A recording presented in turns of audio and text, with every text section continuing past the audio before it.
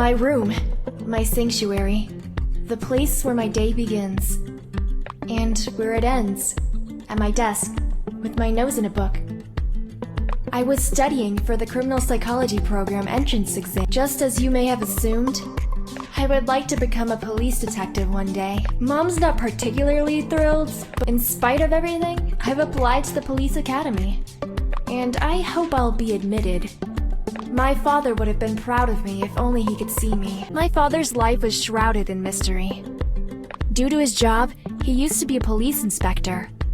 His goodnight stories were no fairy tales. They were real.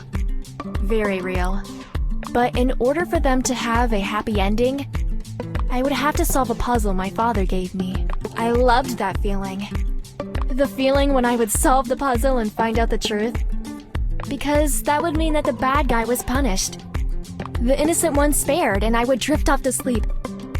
Happy because it was me who made it all possible. That's how it all began.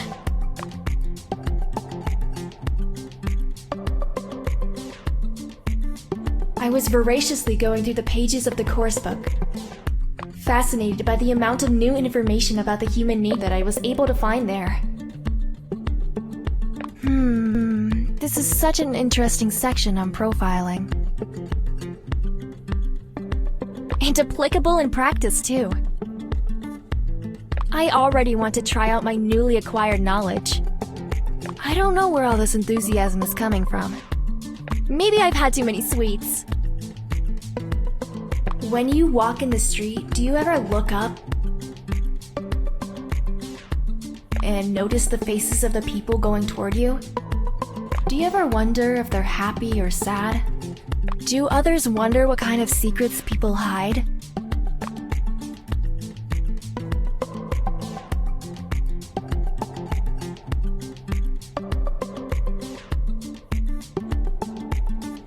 I think about that practically all the time. I even find it challenging to read other people's. That's also one of the reasons why I decided to follow in my father's footsteps.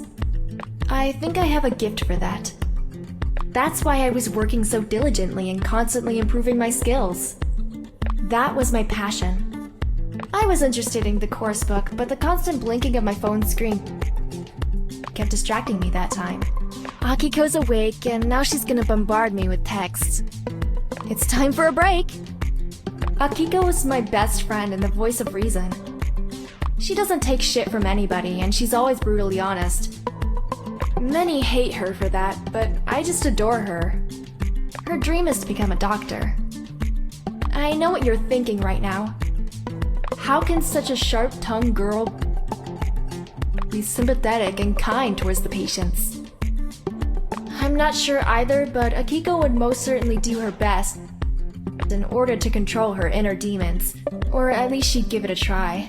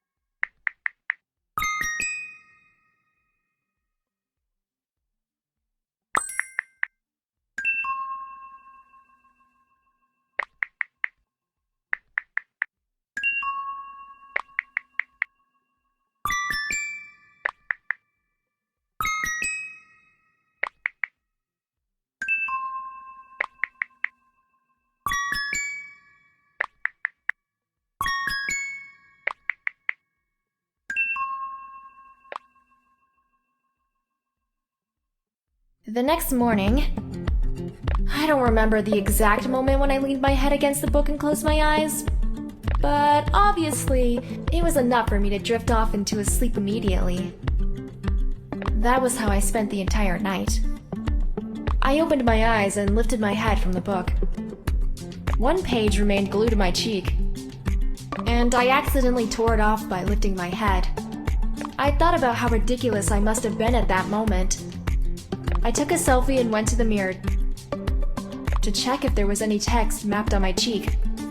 Ugh, I look terrible. Akiko would die laughing if she could see me like this. I'll save this photo and send it to her, to make her smile next time she feels upset. I picked up the scattered notes from my desk and put them in my backpack. The preparation classes for the entrance exam start in 2 hours. I put on my favorite outfit.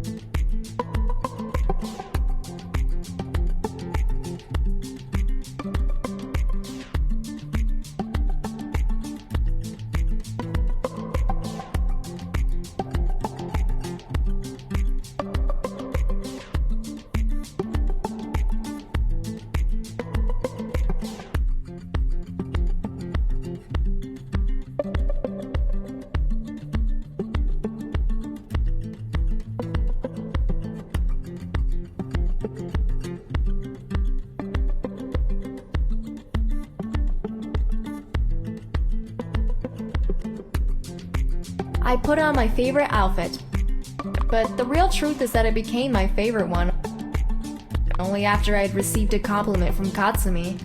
Katsumi had always been a good friend of mine, but I hadn't seen him much since our high school graduation. We were used to texting each other every day about all sorts of things.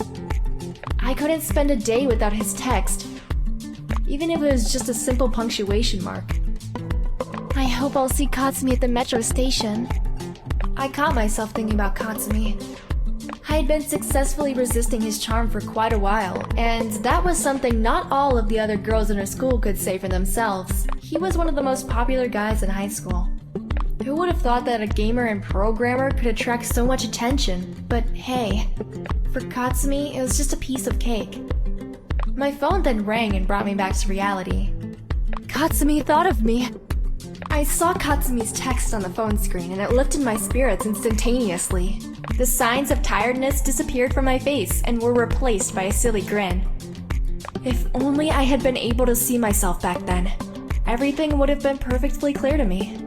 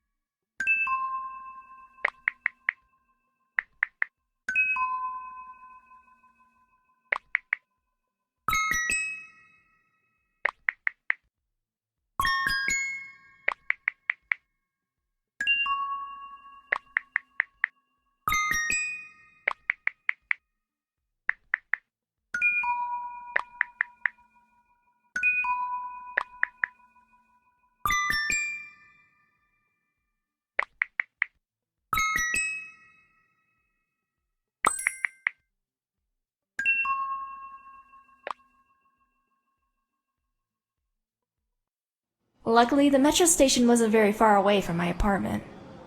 I ran all the way down to it as to not miss the train. I was shoving through the crowd and spotted Akiko from the corner of my eye. Akiko's waiting for me. That means I didn't miss the train. I came up to her and, panting for breath, I said hi. Akiko, hi.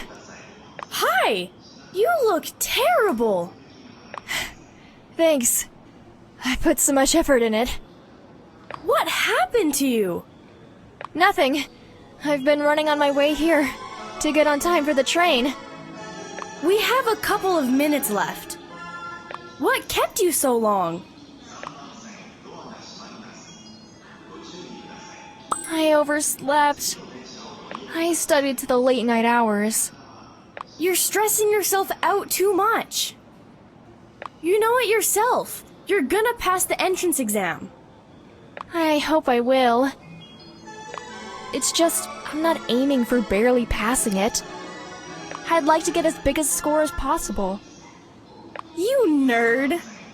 What about you? How are your studies going? Pretty neatly, I guess. What I find the most difficult, though, is going to the hospital and dealing with the patients. Now you've got me laughing, Akiko. Akiko was going to the Facility of Medicine, and she was a great student. The thing that was bugging Akiko the most was that there were people in need of medical help, but they couldn't get it because of some other people who only thought they were sick and had enough money to pay the doctors.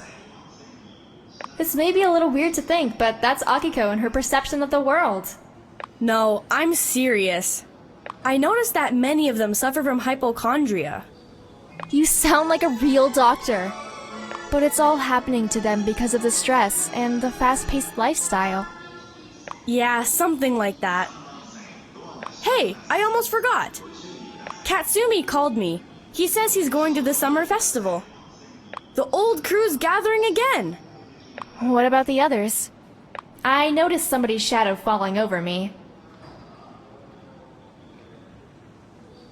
And I looked up at the person standing behind me. He had a foolish grin on his face. He slightly pulled a strand of my hair and sat right next to me. It was Rokuro. Hey girls, what are you plotting? Hi, Rokuro. You know me. I'm getting ready to make someone's life hell. Rokuro, Akiko's just joking. We're talking about the summer festival. And how that would be a perfect opportunity to get the high school gang together again. Rokuro went to my high school and he's always had a smiling face. The only thing that was getting on his nerves was injustice.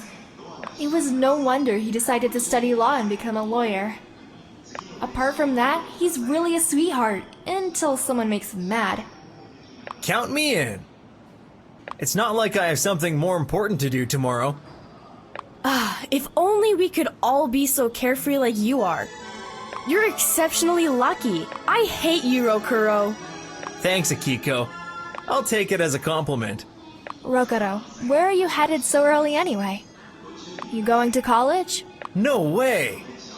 I'll show up there only when I have to take the entrance exam. You're lucky because you can be so relaxed about it. I'm already extremely anxious. You should really chill out a little. I know exactly how I'd relieve your tension, but I also know you'd turn me down. You're giving up without even trying to persuade me. I don't like that.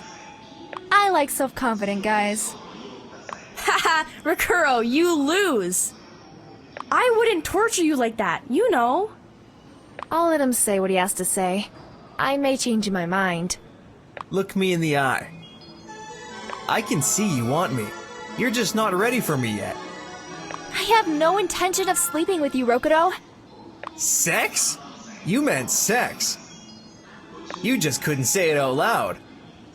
Rokuro, come to think of it, I think she actually needs you more than I do. Please, do interfere. Stop screwing with me! I have way more important things on my mind right now. Stop pouting. I was just kidding you. As a matter of fact, I wanted to ask you to come with me to a tattoo studio. You're gonna get another tattoo? Yeah, the pain of getting a new tattoo will suppress all other feelings. In case you change your mind, you know where to find me. Makes sense. But tattoos are permanent, unlike feelings which are transitory. That's precisely what I wanted to say. I'll manage somehow. One day, everything will be over. As you wish, girls. The train arrived and we had to say goodbye to Rokuro. He waved us goodbye and signaled with his hand to give him a call later. Suddenly, I felt a huge excitement knowing that Akiko, Katsumi, Rokuro, and I were going to be together again. That feeling kept me going throughout the whole day. Akiko's right. Sitting home all day is not healthy. I miss my friends. I miss going out. I could even wear a kimono for this event. I only wonder where it could be now.